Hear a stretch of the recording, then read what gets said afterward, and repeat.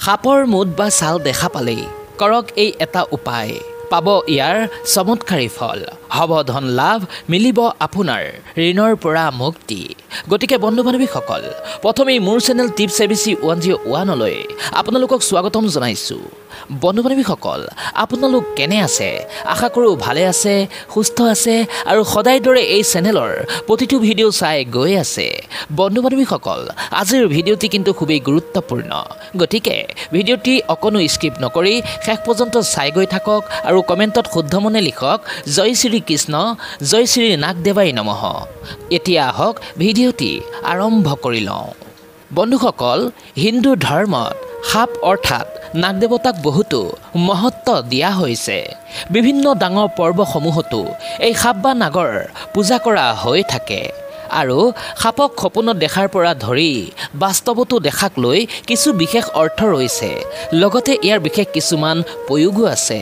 সাপৰ লগত সম্বন্ধিত এই সপোনে জীৱনৰ লগত জড়িত কিছু ঘটনাৰ সংকেত বহন কৰে ঠিক সেইদৰে সাপৰ যি ছাল বা বাকলি বা মুঠ ইয়াকো বহুতো মহত্বপূৰ্ণ মানা হৈছে লাগিলে তন্ত্ৰমন্ত্ৰতেই হওক লাগিলে কোনো উপায় বা ক্ৰিয়াৰ ক্ষেত্ৰতেই হওক এই সাপৰ ছালৰ প্ৰয়োগে বহুতো চমৎকাৰী ফল দিয়ে গতিকে আজিৰ ভিডিঅ'টিত জানিম সাপৰ মুঠ বা ছালৰ কিছু এনে প্ৰয়োগ আছে যাৰ বিষয়ে আপোনালোকক এই ভিডিঅ'ত অৱগত কৰিম গতিকে আজিৰ ভিডিঅ'টিত জানিম সাপৰ মুঠ বা ছালৰ কিছু এনে প্ৰয়োগৰ বিষয়ে যাক কৰিলে আপুনি আপোনাৰ জীৱনত চলি থকা যিমান ডাঙৰ দুবিধা বা সমস্যা নাথাকক কিয় এইবোৰৰ পৰা আপুনি মুক্তি লাভ কৰিব পাৰিব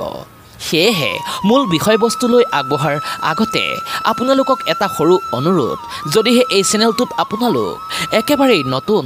তেন্তে তৎক্ষণাৎ যদি সম্ভৱ হয় তেন্তে ওচৰত থকা বেল আইকনটোত টিপি চেনেলটো ছাবস্ক্ৰাইব কৰি দিয়ক যাতে এই চেনেলত আহিবলগীয়া নতুন নতুন তথ্যৰ ভিডিঅ'বোৰ আপোনালোকে নটিফিকেশ্যনৰ দ্বাৰা পাই গৈ থাকে এতিয়া আহক মূল পৰ্বলৈ বন্ধু বান্ধৱীসকল এই সাপৰ ছালৰ প্ৰয়োগে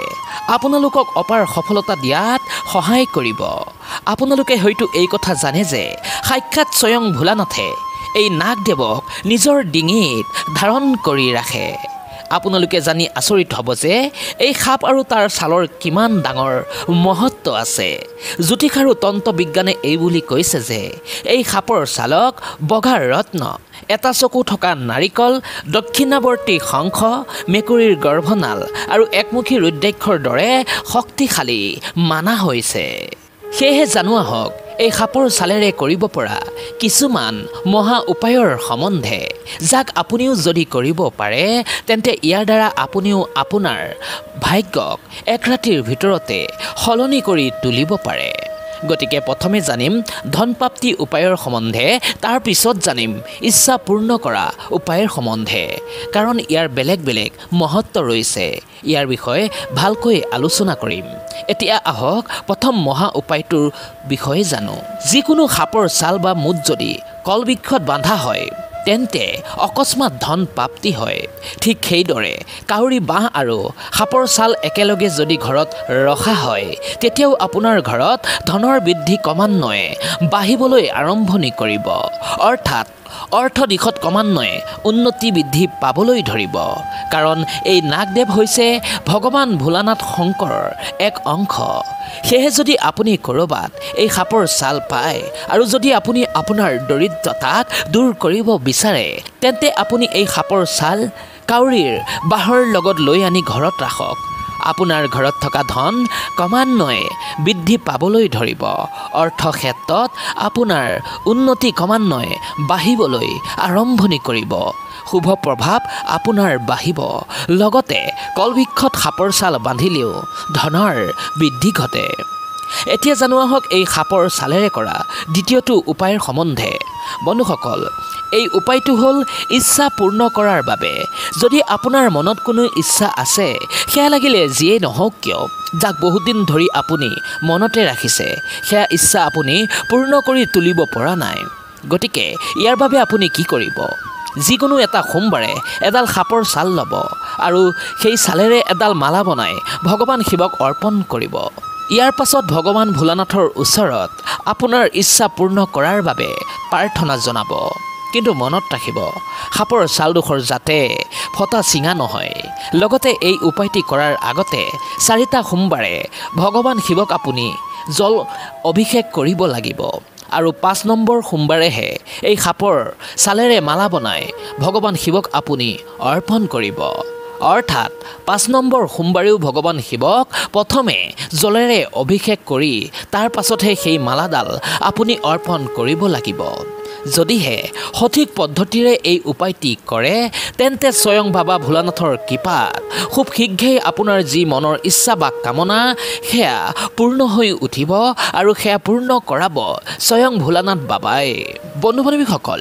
ইয়াৰ উপৰিও এই সাপৰ ছাল যদি শিং আৰু নিমপাতৰ লগত জ্বলাই ঘৰত ফুৰাই দিয়া হয় তেন্তে ই ঘৰত থকা অশুভ শক্তি বা নিগেটিভ এনাৰ্জিক দূৰ কৰি গৃহত শান্তিৰ স্থাপন কৰে। লগতে সপোনত যদি সাপৰ মুঠ দেখা হয় তেন্তে ইয়াৰ অৰ্থ কি? যদিহে সপোনত আপুনি সাপৰ মুঠ দেখা পাইছে তেন্তে ইয়াৰ অৰ্থ হৈছে বহুতো শুভ। ই আহিবলগীয়া সময়ত উন্নতি হোৱাৰ সংকেত বহন কৰে। কিন্তু বন্ধু বান্ধৱীসকল, আপোনালোকে এই কথা মনত ৰাখিব, সেই সাপৰ মুঠে তেতিয়াহে শুভ পৰিণাম দিব যদিহে সেই সাপৰ মুঠ বা বাকলি ফটা চিঙা নহয়। লগতে এনে ছাল ঘৰলৈ অনাটো শুভ নহয় যি ছাল একেবাৰে লেতেৰা ঠাই অৰ্থাৎ অশুদ্ধ স্থানৰ পৰা অনা হৈছে। লগতে সেই সাপটো যদি ৰোগত মৃত্যু হৈছে এনে ছাল একেবাৰেই নানিব। এনে ছালৰ প্ৰয়োগ শুভ নহয়। গতিকে বন্ধু বান্ধৱীসকল, ভিডিঅ'টি আপোনালোকৰ বাৰু কেনেকুৱা লাগিলে জনাব। যদি ভাল লাগিলে তেন্তে লাইক এটা কৰিব, লগতে বন্ধু বান্ধৱীৰ সৈতে শ্বেয়াৰ কৰি দিব। তথ্যখিনি যদি ভাল লাগিলে কমেণ্টত লিখিব জয় শ্ৰী কৃষ্ণ, জয় শ্ৰী নাগ দেৱতা। বন্ধু বান্ধৱীসকল, আজিলৈ ইমানেই। পুনৰ আকৌ এটা নতুন ভিডিঅ'ৰ সৈতে আপোনালোকৰ ওচৰত আহি উপস্থিত হ'ম। আজিলৈ ইমানেই। ধন্যবাদ।